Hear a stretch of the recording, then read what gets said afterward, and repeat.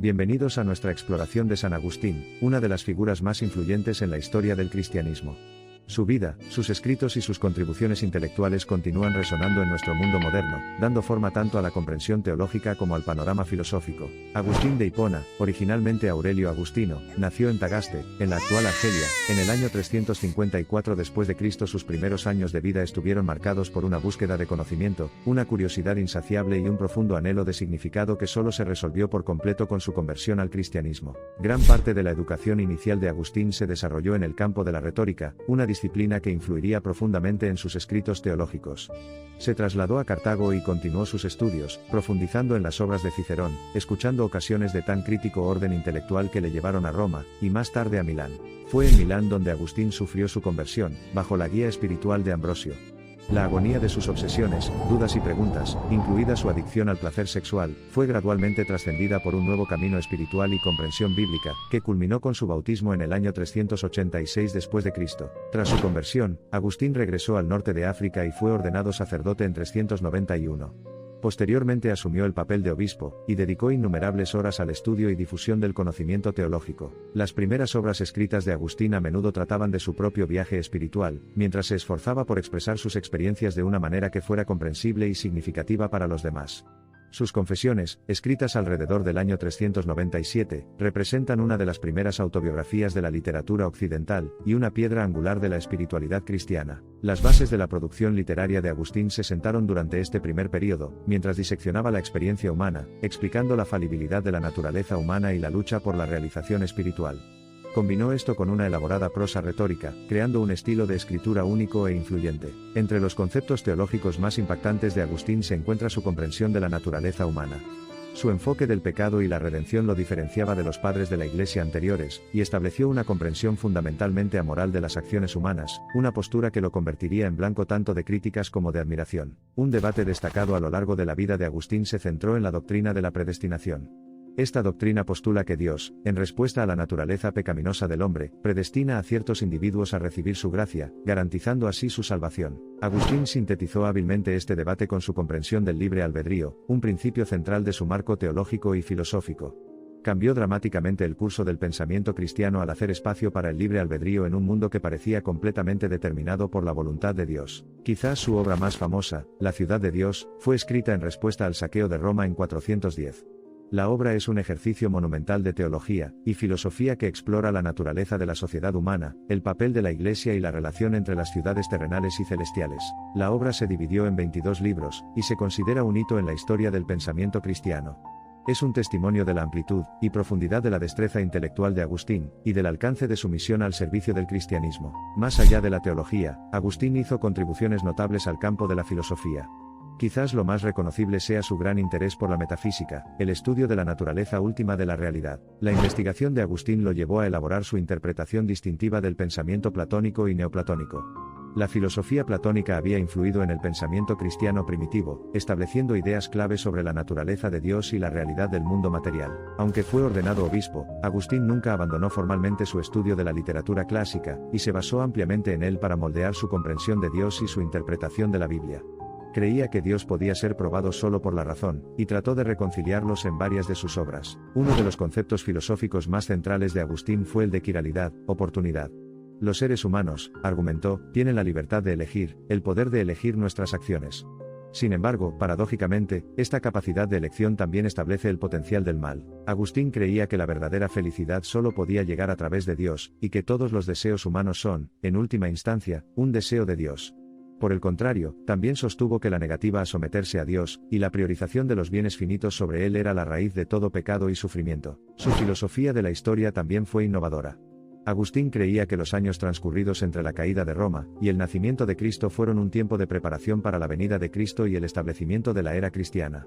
Estas ideas fueron recopiladas en La ciudad de Dios. Agustín falleció en 430, dejando una huella indeleble en el cristianismo y la civilización occidental. La amplitud de su intelecto, el poder de su prosa y la profundidad de su pensamiento garantizan que siempre será recordado como una de las figuras formativas de la historia intelectual occidental. La influencia de Agustín, sin embargo, no es simplemente de naturaleza histórica.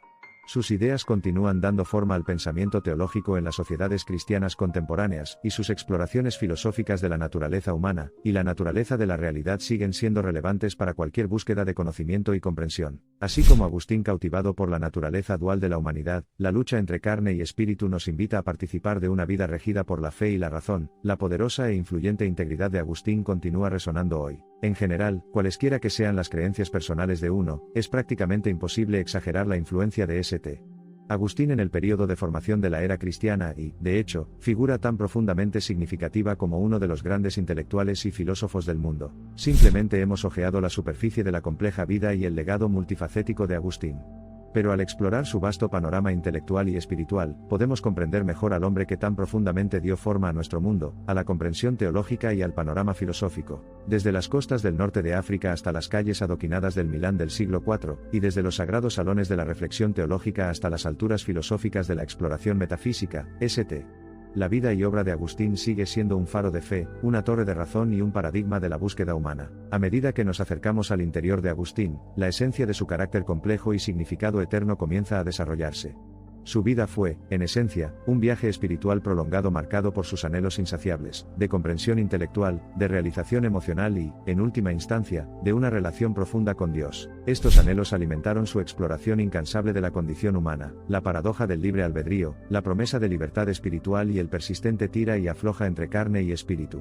También iluminaron para nosotros, en nuestras propias búsquedas espirituales, el faro guía de un hombre que vivió, y sopló tales paradojas y tensiones todos los días de su vida. A lo largo de los siglos, pueden surgir controversias teológicas en torno al legado de Agustín, los filósofos pueden cuestionar su consentimiento a la doctrina de la Iglesia, y los no creyentes pueden enfrentar sus prejuicios cristianos.